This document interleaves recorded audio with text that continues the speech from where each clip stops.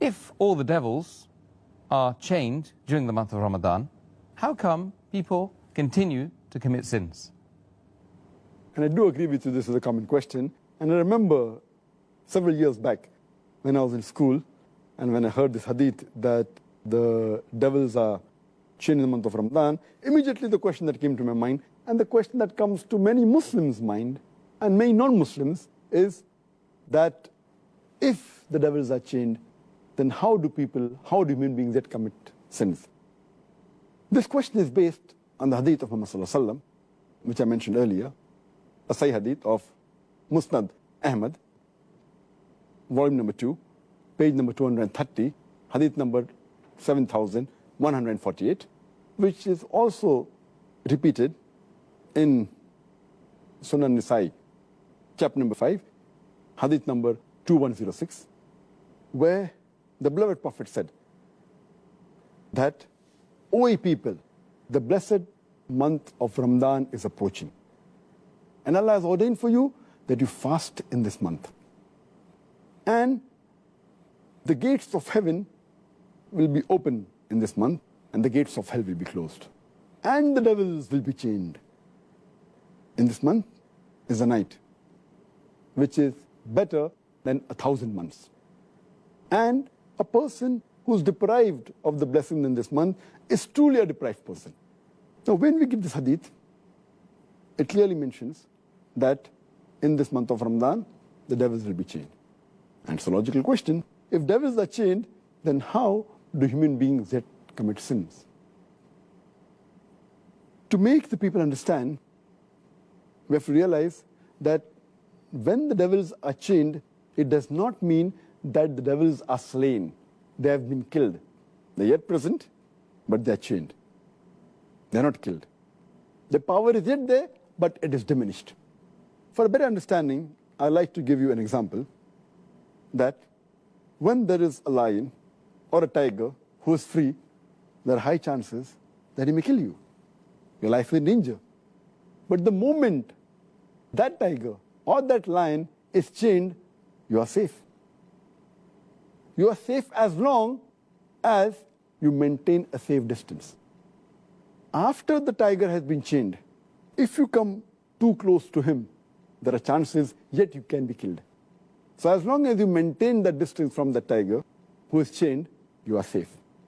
Similarly, in the month of Ramadan, if you maintain a safe distance from the Satan, you will be saved. And if you read the Quran, Allah says in Surah Baqarah, chapter 2, verse number 168, be careful of the khutwatu shaitan, of the footsteps of the devil, for he is to you an avowed enemy.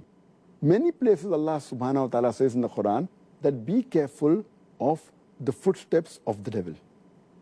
Allah doesn't say that be careful of the devil, because a normal Muslim, an average Muslim who has average iman, when he sees the devil in front of him, he will be careful. For example, suppose there's a young girl who comes to an average Muslim, a young boy, who has average iman.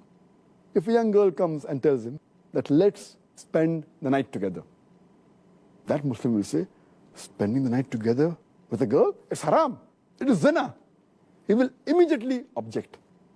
But that same girl, if that girl phones that young boy and speaks to him on the phone, the boy will say, speaking to a girl on the phone? There is no problem. So he speaks to the girl for a few times on the phone for a few minutes. Later on, the girl says, let's go and have some snacks in McDonald's on Kentucky Fried Chicken. Having snacks for a few minutes, for half an hour, with a girl in McDonald's, no problem. So he goes and has snacks with the girl in McDonald's. Later on, the girl says, why not have dinner in a restaurant? Having dinner with a girl in a restaurant for a couple of hours, no problem. Then the girl says, why not spend the night together? And then the boy says, spending the night together with a girl, no problem. So this is khutwatu shaitan, footsteps of the devil. This is not mentioned in the Quran, this is just my own example.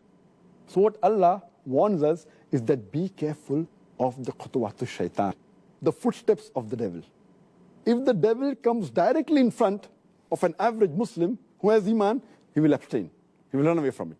But the khutwatu shaitan are the things which are dangerous.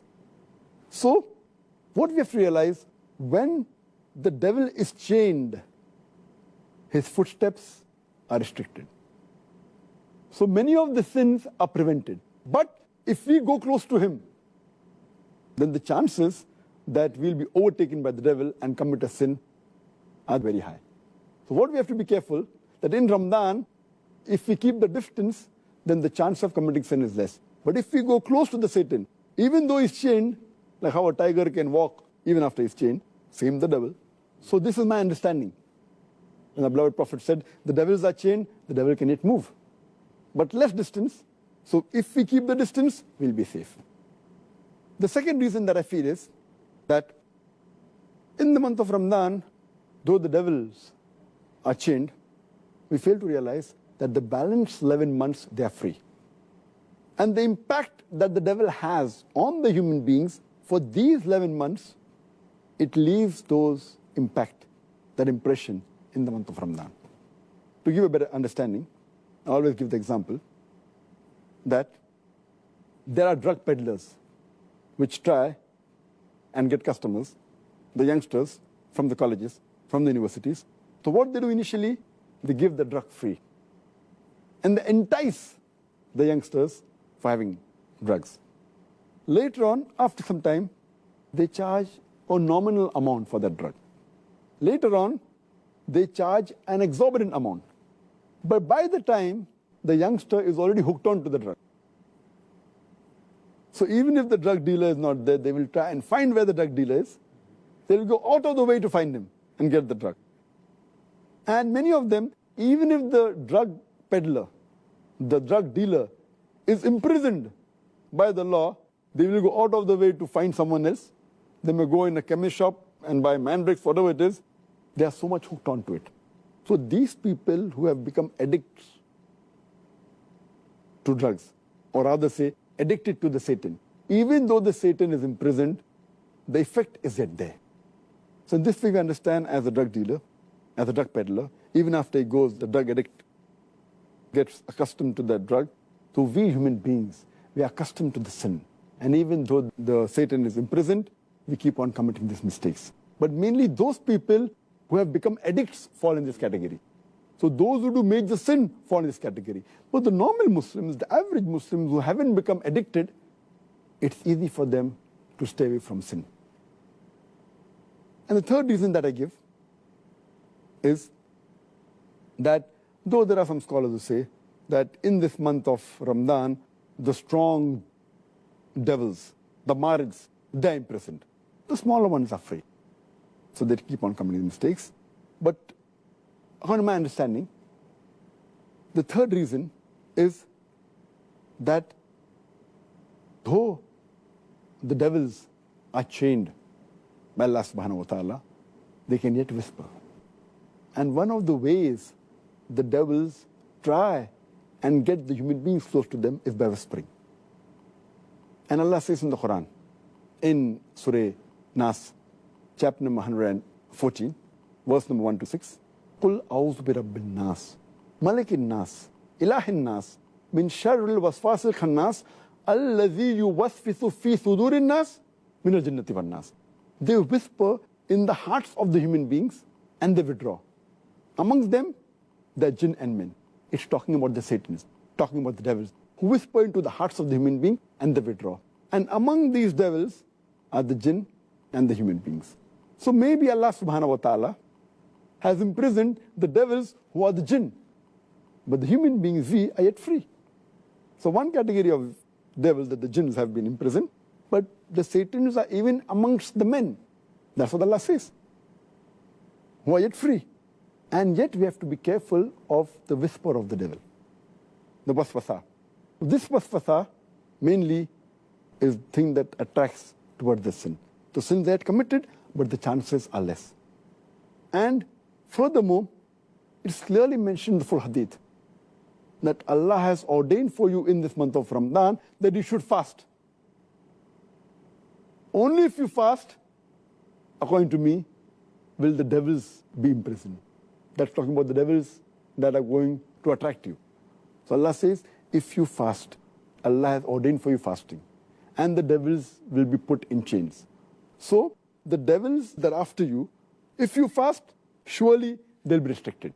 The criteria for us to be away from the devil is to fast.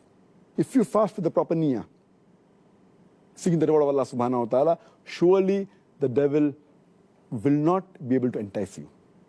And the best logical way to prove this is if we check the crime rate of the Muslim countries during Ramadan, it goes down. But if you check the crime rate of the non-Muslim countries in Ramadan, it is the same. The reason is that because they are not fasting, the non-Muslims, this devil yet has an effect on them. Because the Muslims are fasting, if not all properly, at least majority, or at least quite a large number. So because of that, the crime rate in the Muslim countries in the month of Ramadan is low as compared to the other months. But the crime rate in the non-Muslim country is approximately the same, indicating otherwise, even the non-Muslims, they will not commit any sins. So the criteria is that you have to fast properly for the sake of Allah subhanahu wa ta'ala.